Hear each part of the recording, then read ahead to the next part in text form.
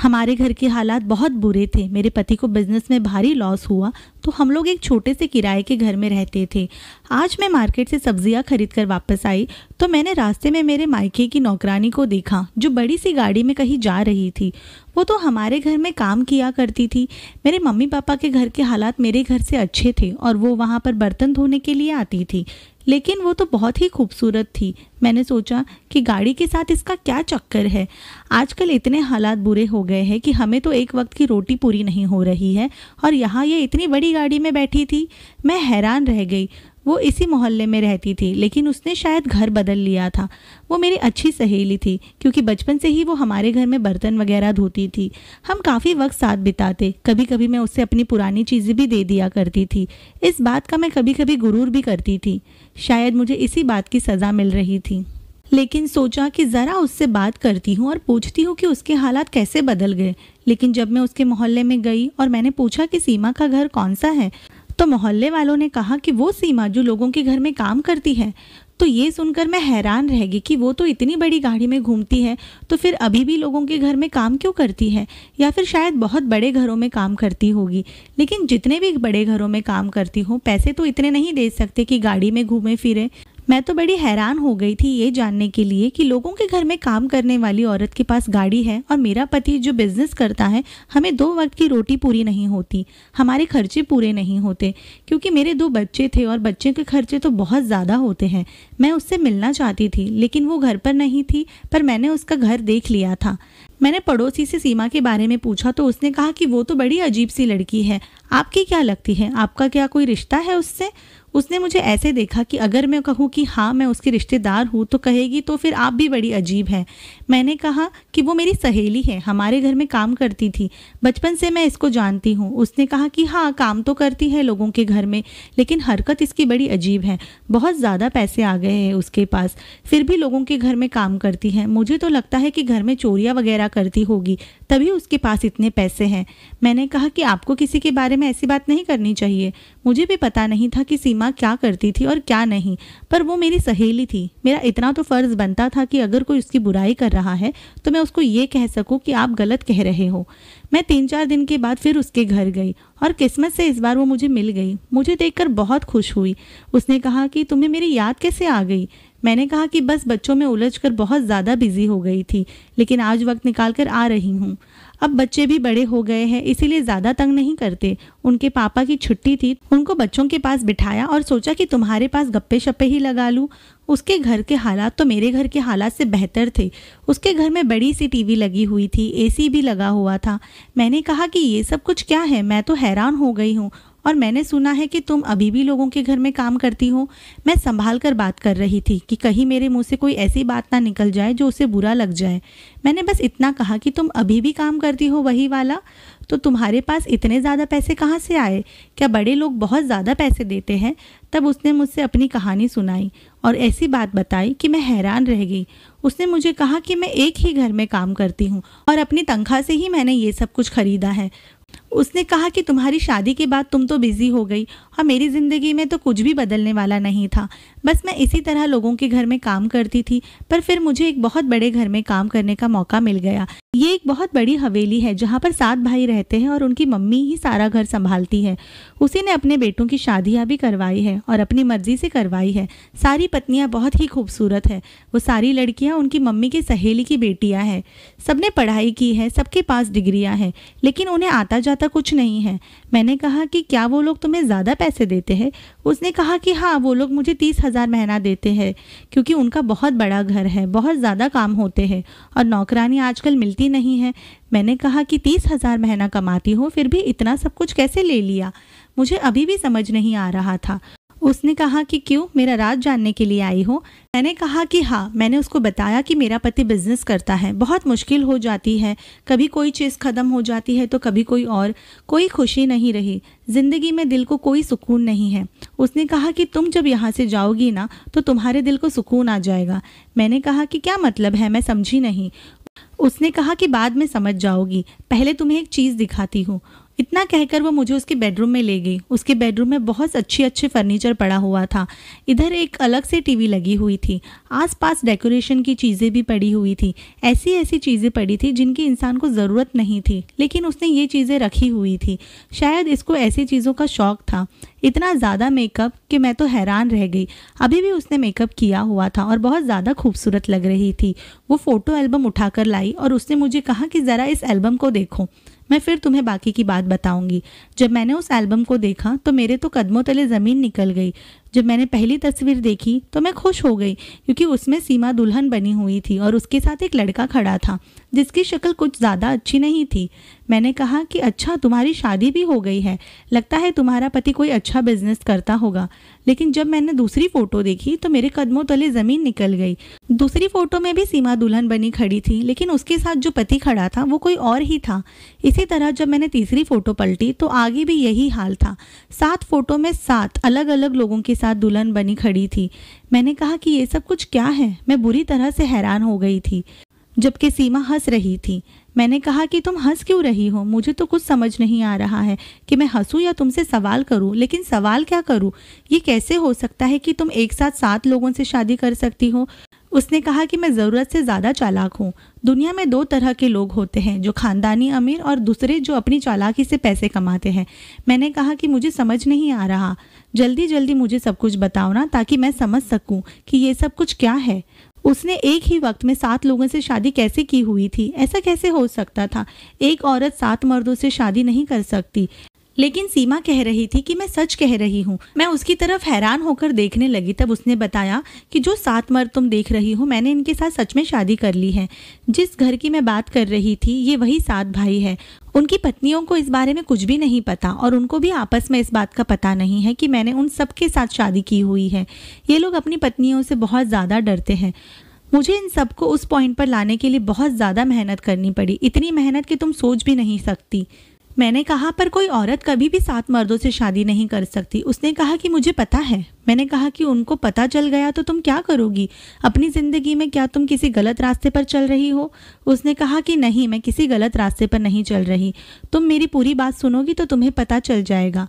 मैं सोचने लगी कि पूरी बात क्या हो सकती है, इस बात का क्या जवाब हो सकता है। ये औरत जो भी कर रही थी वो पूरी तरह से गलत था और किसी भी तरह से ठीक नहीं हो सकता। आखिर ये क्या करने वाली थी? इससे पहले कि वो मुझे पूरी बात बताती, उसको किसी का कॉल आ गया और उसने कॉल सुनने में पूरा 1 घंटा लगा दिया। मुझे घर भी वापस जाना था। जब वो आई, मैंने उससे कहा कि मुझे अब घर जाना होगा। उसने कहा कि पूरी बात नहीं सुनोगी?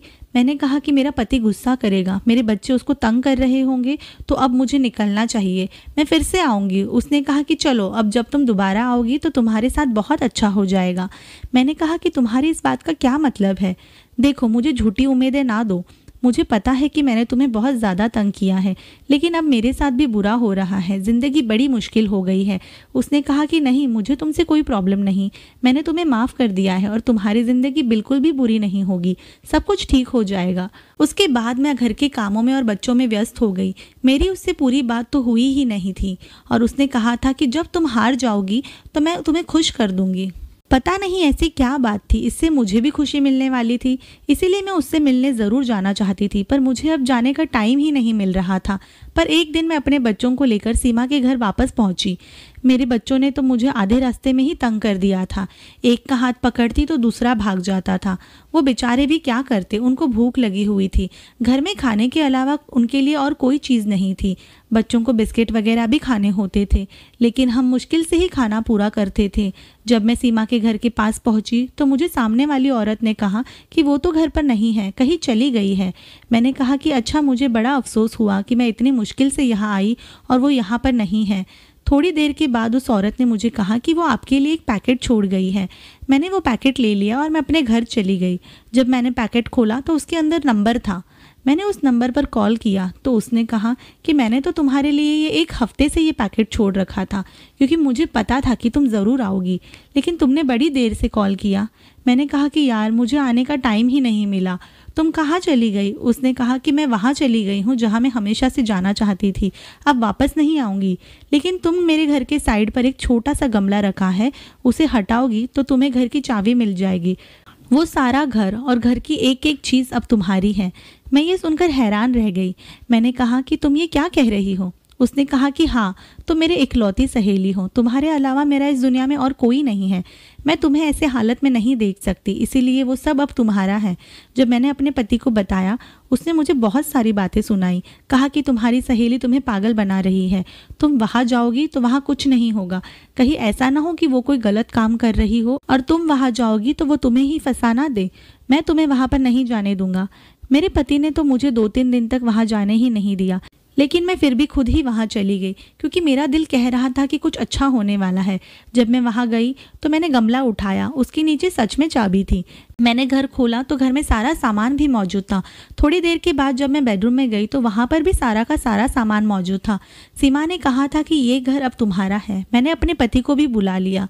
दोबारा जब मैंने सीमा को फ़ोन किया तो उसने मुझे एक ऐसी बात बताई कि मेरे कदमों तले ज़मीन निकल गई। मैं हैरान रह गई। मैंने कहा कि ऐसे कैसे हो सकता है? मेरी आंखों में खुशी के आंसू थे क्योंकि वो घर अब मेरा हो चुका था। जब हम उस बेडरूम में गए तो वहाँ पर सिर्फ चीज़ें ही नहीं बल्कि बिस्तर पर उस घर की रजिस्ट्री के पेपर भी पड़े हुए थे और ये घर मेरे नाम हो चुका था। मेरे पति इस कदर हैरान हो गए थे कि उनको तो ज़ुबान ही बंद हो गई थी। उन्होंने सीमा को बहुत बुरा भला कहा था।